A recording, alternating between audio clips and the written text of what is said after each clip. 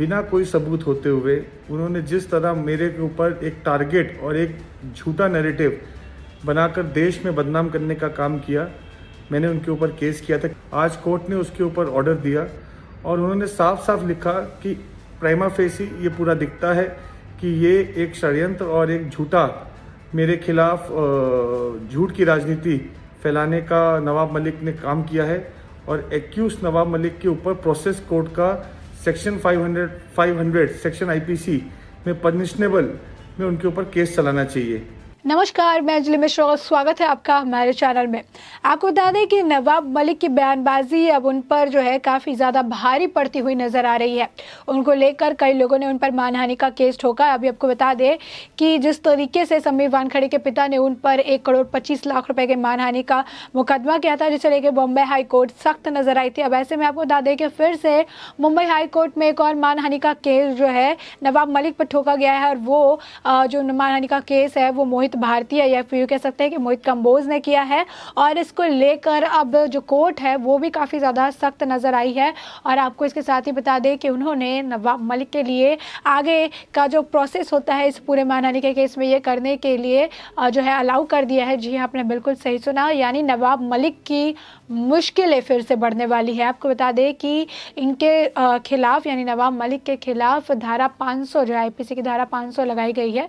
जिसमें ये होता है कि अगर आपके किए गए किसी भी स्टेटमेंट से सामने वाली व्यक्ति के इमेज को ख़राब किया जा सकता है या फिर आपके किए गए किसी भी स्टेटमेंट से उनकी मान को हानि पहुंचता है, अगर उनके रेपुटेशन पे दाग लगता है तो ये केस जो है उन पर जायज़ हो जाता है, इसे मान लिया जाता है। ऐसे में कोर्ट ने माना है कि जिस तरीके से नवाब मलिक ने अपने प्रेस कॉन्फ्रेंस के दौरान मोहित भारतीय के ऊपर इतने बड़े आरोप लगाए, उन्हें पूरे आर्यन खान का जो मामला है, जो ड्रग मामला, पहले उसे किडनैपिंग मामला बताया, फिर इसके पीछे का मास्टरमाइंड मोहित को बताया, साथ ही उन्हें जो है एक्सटॉर्शन, इसके साथ ही वसूली और बहुत सारे अलग अलग करप्शन वगैरह जैसे मामले जो है इसके लिए उन्होंने इनको मोहित को जिम्मेदार ठहराया था। और ये बात मोहित ने कोर्ट तक ले गई और उन्होंने कहा था कि इससे पहले भी कई लीगल नोटिस मैंने नवाब मलिक के नाम भेजे थे। तो आपको बता दें कि आईपीसी की धारा 500 लगाई गई है, जिसके तहत उन्होंने उनकी इमेज को ख़राब करने की कोशिश की है। और ये बात जो है कोर्ट ने मानी है कि उनके स्टेटमेंट से मोहित भारतीय की इमेज पे काफ़ी ज़्यादा फर्क पड़ा है और यही कारण है कि इसमें या तो 2 साल का कारावास यानी 2 साल की जेल भी हो सकती है, या फिर मानहानि क्रिया के दौरान जिस तरीके की जो रकम है, जैसे समीर वानखेड़े के पिता ने कुछ 1,25,00,000 की रकम जो है इसकी मानहानि का केस डाला है, तो ये जो रकम है ये उन्हें भरना पड़ेगा एक लिमिटेड टाइम ऑफ पीरियड में। तो आप समझ सकते हैं कि जहाँ पे नवाब मलिक कुछ भी हवाई बयानबाजी कर रहे थे, कुछ भी बोल रहे थे जो उनके मन में आ रहा था, अब उनका कुछ भी बोलना, किसी के ऊपर कुछ भी आरोप लगाना कितना ज़्यादा भारी पड़ता हुआ नजर आ रहा है। आप देख सकते हैं कि नवाब मलिक के ऊपर मानहानि का जो केस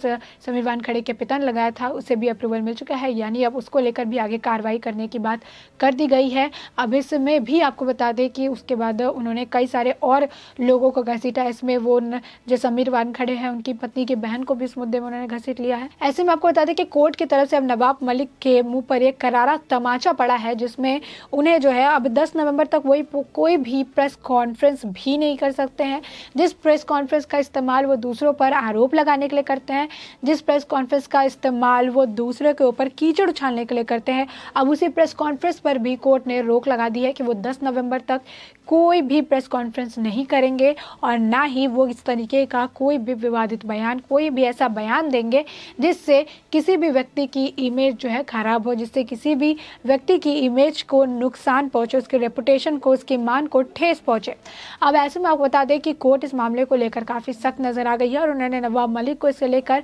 साफ साफ निर्देश जारी कर दिए हैं, साथ ही इसे लेकर कार्रवाई करने के भी निर्देश जारी कर दिए हैं। यानी आप देख सकते हैं कि किस तरीके से नवाब मलिक की बयानबाजी अब उनके गले का फंदा बनती हुई नजर आ रही है और साथ ही साथ उनकी कुर्सी के लिए भी काफ़ी नुकसानदेह साबित होती हुई नजर आ रही है। तो आपको बता दें कि ऐसे ही कई लोगों ने उन पर मानहानि का केस जो है किया है और अगर ऐसे में एक के बाद एक सभी जो केस केस है, अगर उन्हें मान लिया गया, इसका कोर्ट ने अप्रूवल दे दिया, मानहानि का केस चढ़ा दिया, तो नवाब मलिक के लिए सब मानहानि के केस के जो पैसे हैं वो देना भी काफ़ी मुश्किल हो जाएगा। जहाँ पे खुद के दामाद को वो 8.5 महीने जेल में रहना पड़ा, से बचा नहीं पाए। हर्बल सिगरेट का जो स्टेटमेंट है वो देकर वो थक गए, आखिर में कुछ नहीं कर पाए। और इसके बावजूद उन्होंने क्या किया कि समीर वानखेड़े के ऊपर कई सारे आरोप लगा दिए, समीर वानखेड़े को रेपुटेशन को धूमिल करने की कोशिश की, और साथ ही यही जो है वो कई सारे वरिष्ठ नेताओं के साथ भी करते हुए नजर आ रहे हैं। देवेंद्र फडणवीस, उनकी पत्नी, वो जबकि एक पूर्व मुख्यमंत्री रह चुके हैं, उनकी भी जो है आप कह सकते हैं कि एक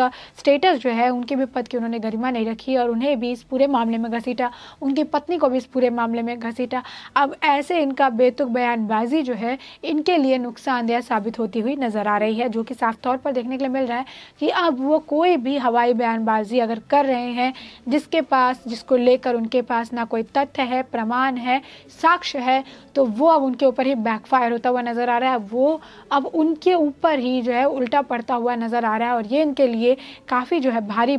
पड़ता हुआ नजर आ रहा है। अब ऐसे में आप देख सकते हैं कि किस तरीके से नवाब मलिक की बयानबाजी ने उनके लिए कई सारी परेशानी खड़ी कर दी है। अभी तक तो 2 मानहानि केस को लेकर कोर्ट ने अपनी जो सुनवाई की है। अब ऐसे में आने वाले उन्होंने कहा है कि 10 नवंबर को इस पूरी बात को लेकर सुनवाई की जाएगी, तब तक कोई भी प्रेस कॉन्फ्रेंस नहीं किया जाएगा। अभी कई सारे ऐसे और भी केस है, ऐसे भी कई सारे और मानहानि के केस जो है वो आने वाले हैं सामने आने वाले वक्त में। जो नवाब मलिक ने कई वरिष्ठ लोगों का नाम लिया, कई वरिष्ठ अधिकारियों का नाम लिया, उन्होंने एनसीबी और एनसीबी के जितने भी ऑफिसर्स उन्हें बदनाम करने की कोशिश की। यही नहीं, उन्होंने SC/ST आयोग के अध्यक्ष हालदार जो है, उन्होंने हालदार के ऊपर भी सवाल खड़े कर दिए। तो ऐसे में अगर चाहेंगे तो कई और लोग जो है, कई और नाम जो नवाब मलिक ने लिए हैं, वो लोग भी जाकर कोर्ट में उनके खिलाफ आपको बता दें कि वो मानहानि का केस कर सकते हैं। और ऐसे में आने वाले वक्त में नवाब मलिक की मुश्किलें और ज़्यादा बढ़ती हुई नजर आएगी। यही नहीं, आपको ये बता दें कि नवाब मलिक जो है इस वक्त काफ़ी ज़्यादा अपनी बयानबाजी की वजह से चर्चा में बने हुए हैं। आर्यन खान का जो मुद्दा था, जो बॉलीवुड का ड्रग मुद्दा था,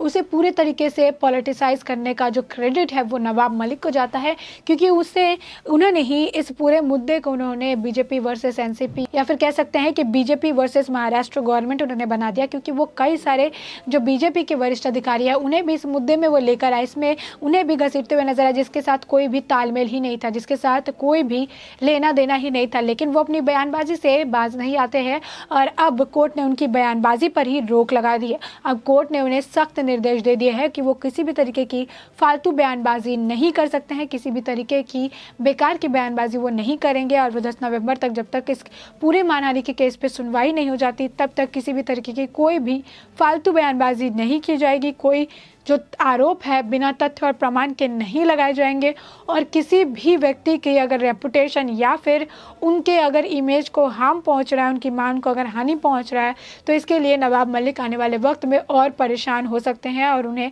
काफ़ी परेशानियों का सामना करना पड़ सकता है। ऐसे में अब ये देखना भी काफ़ी दिलचस्प होगा कि आने वाले वक्त में क्या नवाब मलिक इन सभी बातों का ध्यान रखते हैं, कि आने वाले वक्त में नवाब मलिक इन सभी का ध्यान रखते हुए जो है बयानबाजी करने से बचते हैं, या फिर प्रेस कॉन्फ्रेंस करने के लिए उन्हें मना किया गया है, या फिर ऐसा भी हो सकता है कि वो ट्वीट के जरिए, जैसे कि वो और लोगों को निशाना बनाते नजर आते हैं, उनके पास एक और जरिया है ट्वीट, यानी उनको अगर कुछ भी कहना है तो वो अलग अलग सोशल साइट्स जो है वहाँ जाकर भी इसके जरिए जो है जरिया बनाकर कई लोगों को टारगेट कर सकते हैं। तो अब ये देखना काफ़ी दिलचस्प होगा कि आने वाले टाइम में नवाब मलिक किस मीडियम का इस्तेमाल करके और लोगों के ऊपर आरोप प्रत्यारोप जो है लगाते हुए नजर आते हैं, और आने वाले वक्त में नवाब मलिक किसे टारगेट करने वाले हैं, या फिर नवाब मलिक अपनी सफाई में, अपने दामाद के मामले में सफाई में कुछ कहना भी चाहते हैं। अब आपको बता दें कि ये मुद्दा जो है पूरे तरीके से पॉलिटिसाइज्ड हो चुका है। ये मुद्दा जो है अब काफ़ी ज़्यादा गंभीर मुद्दा हो चुका है। इसमें मुद्दे को लेकर कई हाई लेवल की मीटिंग्स हो चुकी है। इस मुद्दे को लेकर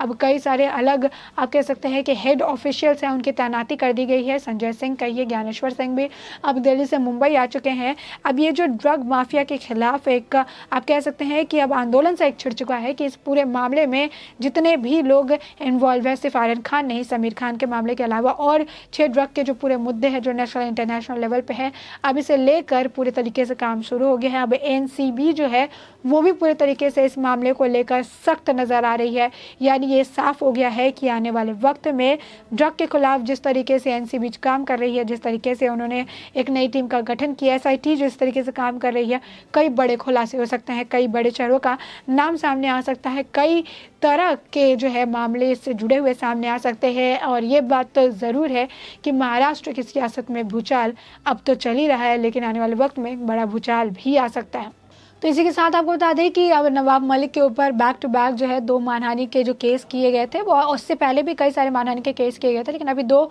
मानहानि केस यानी समीर वानखेड़े के पिता ने जो मानहानि का केस लगाया है 1 करोड़ 25 लाख का, और साथ ही अब मोहित कंबोज कह सकते हैं आपने, उन्होंने जो अब लगाया है और इसके ऊपर मानहानि का केस, अब उसको लेकर मुंबई जो कोर्ट है वो काफ़ी सख्त नजर आ रही है और कार्रवाई के निर्देश भी उन्होंने जारी कर दिए हैं। अब जिस तरीके के स्टेटमेंट सामने आते हैं, कई लोगों का ये भी कहना है कि एक धक्का और नवाब मलिक जेल के अंदर, तो क्या सच में अभी वक्त आ चुका है जब नवाब मलिक जेल की सलाखों के पीछे होंगे, या फिर अभी और बहुत सारी चीज़ें, अभी बहुत और सारे राज जो है खुलने बाकी हैं। आपको बता दें कि आर्यन खान का जो पूरा मुद्दा था, इसमें ये बात निकलकर सामने आई थी और मोहित भारती ने ये बात सामने रखी थी कि नवाब मलिक और सुनील पाटिल जो है वही मास्टरमाइंड है इसके पीछे, जिन्होंने पूरे तरीके से एनसीबी और समीर वानखेड़े को फंसाने के लिए ये पूरा षड्यंत्र रचा, उसे फंसाने के लिए पूरे तरीके से जो स्क्रिप्टिंग है, स्क्रिप्टिंग का काम इन लोगों ने मिलकर किया है। तो ऐसे में आने वाले वक्त में और कौन कौन से राज से पर्दे उठते हैं और कौन कौन से राज से जो कह सकते हैं कि उसकी परत हटती है और कौन कौन से लोगों का चेहरा इस रोशनी में आता है, इस